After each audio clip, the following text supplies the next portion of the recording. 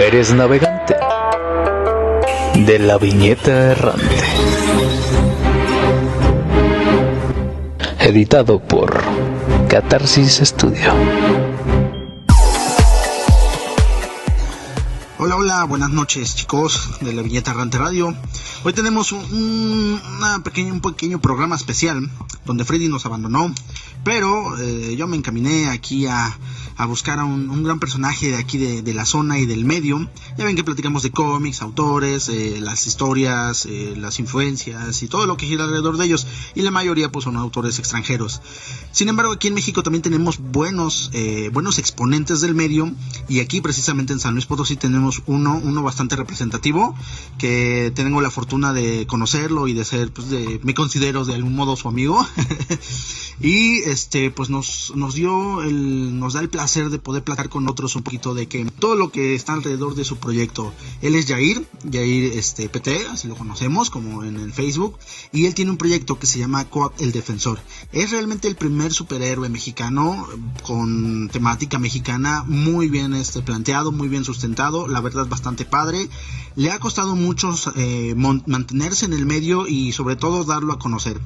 Pero una cosa es lo que nosotros percibimos como lectores o como fans y todo esto, y otra cosa es la que percibe el autor en toda esta carrera, en toda esta aventura de publicar un cómic, de escribir un cómic, incluso de idearlo.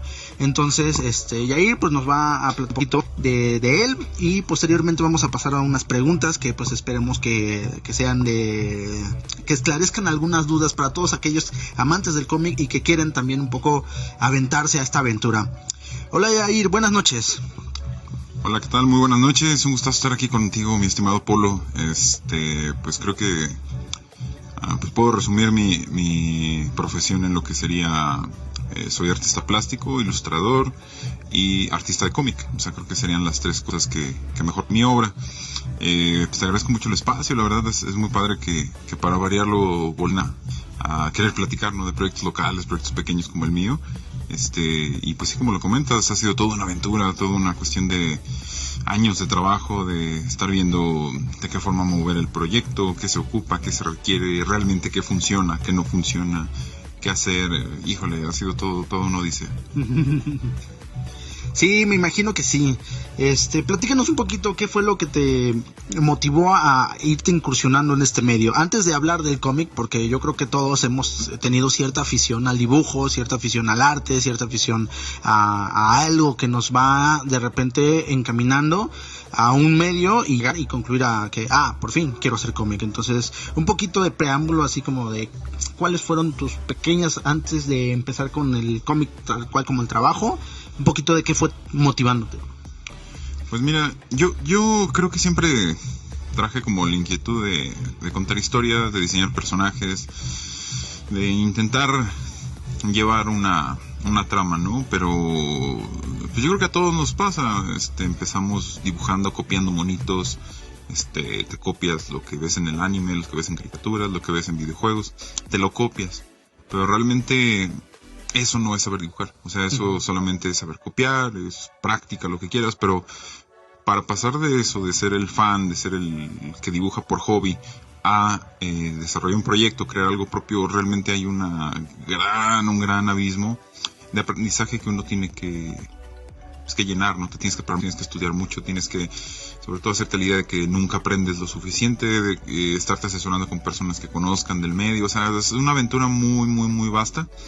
Entonces yo empecé a cursar la licenciatura en artes, ¿no? Porque yo quería mejorar mis habilidades en cuanto a dibujo, pintura, ilustración, escultura. Una vez que egreso de ahí, pues volvió la inquietud, órale, ya estudié, ahora sí vamos a hacer el intento, a ver qué pasa.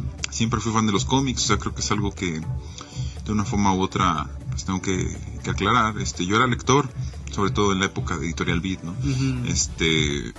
Y bueno, llegó la cuestión, ¿qué pasaría? O sea, ¿cómo le hago?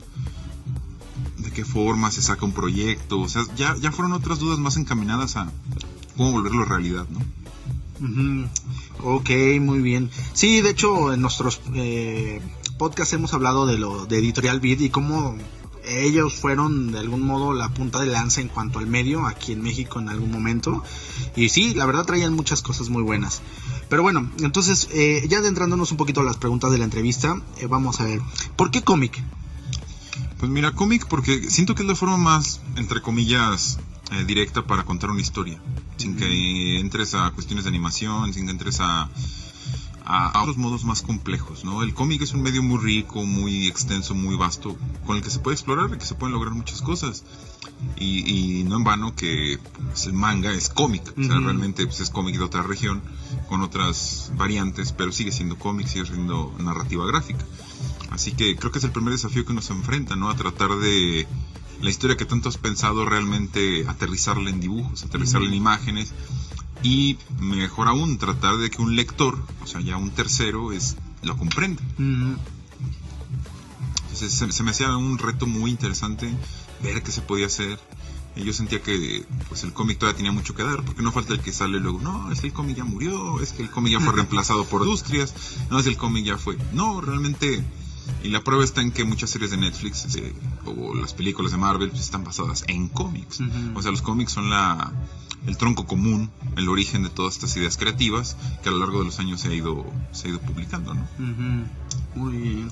Pues sí, de hecho es toda una aventura y pues también un proceso, ¿no? Ahí de gusto. Y bueno, tenemos, platícanos un poquito de tu cómic con el que estás ahorita, pues que es tu proyecto que encabezas, de qué va, y posteriormente pues la gran pregunta sería ¿por qué esa historia? Sí, claro, mira, el proyecto se llama Coatl el Defensor. La propuesta original era pues tomar la ciudad en la que vivo, que es San Luis Potosí, y convertirla en el entorno de una historia de superhéroes. O sea, ver de qué forma podía yo explotar la ciudad, podía aprovecharla, porque yo sentía que había muchos elementos locales. Luego uno menosprecia la ciudad en la que vive, ¿no? O sea, mucha gente es como, ay, en San Luis no pasa nada. Claro, o sea, pasan muchas cosas. No es Nueva York, no es Chicago, no es ciudad gótica, pero la realidad mexicana que se vive aquí en San Luis, las cuestiones del gobierno, etcétera, problemas sociales, pues creo que también tienen su propio peso y te puede generar material de historias. Entonces yo quería utilizar eso como material para una historia de superhéroes. O sea, ese fue el primer motivante. El reto más grande con esto era pues mantener la continuidad, no dejar morir la historia, o sea, en la medida que me es posible, porque en el cómic independiente tú costeas todos los recursos de publicación, todo lo que se ocupe para fabricación, tú lo tienes que costear de una forma u otra. Así que de un modo u otro, pues yo no quería quedarme en el número 1, porque todo el mundo tiene esa mala imagen del cómic mexicano, de que salen puros unos y no se sigue. Entonces yo sí me puse como reto ese, bueno, quiero llevar una continuidad, aunque me tarde años, ver formas de publicación, y sobre todo también tenía la meta secundaria de que el personaje brincara de las páginas, o sea, que no se quedara en el cómic, sino ver a mi escala y a mis posibilidades, a mis recursos, ver la manera de que él apareciera en otros lados. La realidad es que ustedes pueden conocer a Coatl el Defensor en Facebook, está en Instagram, tiene también su página, me parece, no sé si la tengas, pero está precisamente trabajando en ella, entonces pueden conocerlo. La verdad es un trabajo muy bueno, bastante interesante, la verdad, porque uno de repente efectivamente dices, es que los cómics se quedan en números unos, o luego los cómics sí están recurrentes, no los consigues, no sabes dónde está, y siempre por lo regular estás pensando que aquí no hay nada, pero sí está aquí. Entonces, bueno, ya tenemos un poquito, de hecho espero Yair nos pueda acompañar en otro momento para hablar exclusivamente de su cómic, así del cómic de Coatl el Defensor y su pasado, su origen en cuanto a la historia y su posible futuro en cuanto a su trabajo. Y ahorita pues seguimos platicando, le vamos a comentar, por ejemplo, cuáles han sido tus influencias para dibujar el cómic.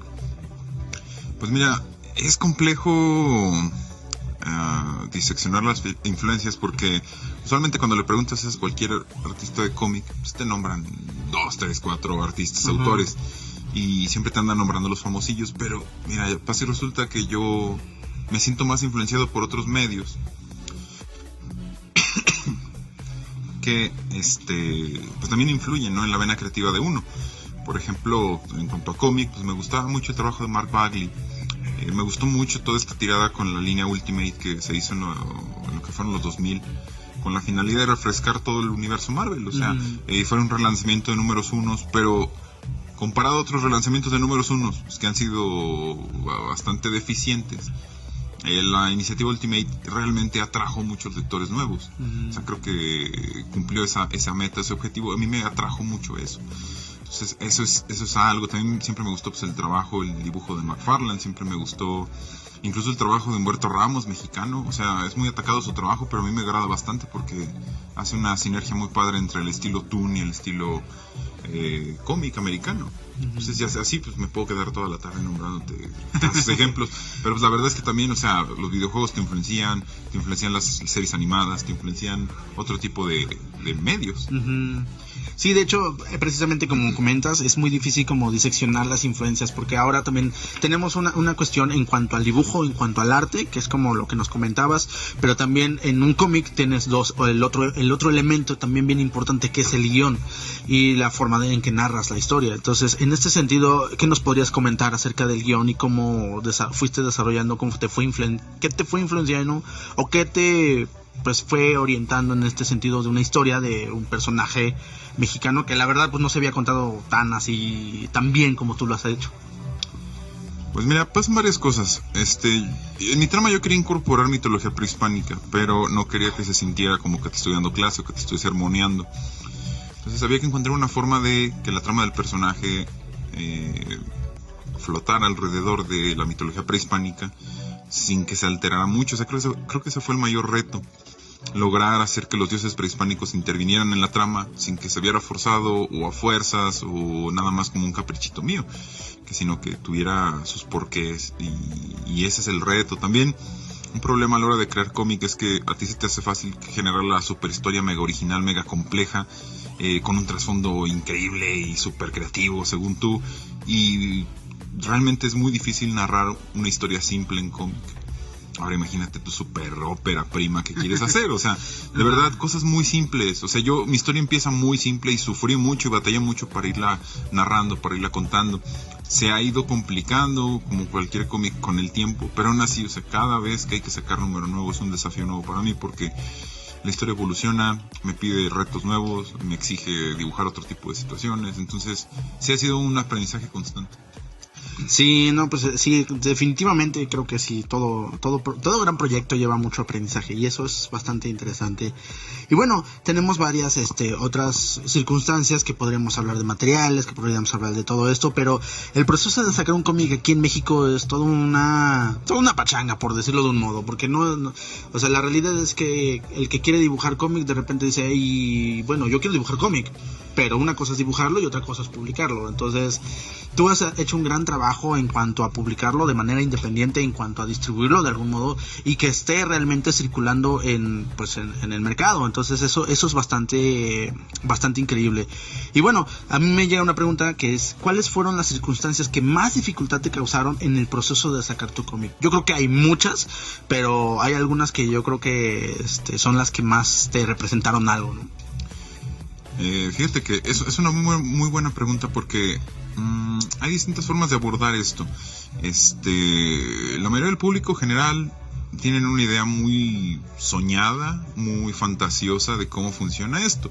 Incluso siempre me da risa cuando llega una persona nueva con las mismas ideas y me dicen, oye, ¿por qué no se lo ofreces a Marvel o a DC que te lo compren y que lo publiquen ellos? O sea, se les hace súper fácil. Están hablando desde la ingenuidad de un niño, literalmente, porque pues, no están pensando realmente pues, que esto es una industria, que son compañías multinacionales a las que no les interesa adquirir propiedades nuevas, no tienen por qué hacerlo, tienen demasiado contenido de ellos, demasiado material. Entonces, como autor, a ti te corresponde pagarte tus propios costos. Realmente pues, la cotización, el entendimiento de la imprenta, investigar por qué funciona una cosa, por qué no funciona otra, por qué los autores ya no están sacando revistas, porque no conviene, por qué todos sacan libro, pues, son muchas cosas. O sea, y es entender el mercado, cómo funciona el mercado autoral en México. Mucha gente luego viene con la idea de, no, pues es que yo quiero que a mí me publiquen, vas a quedar esperando.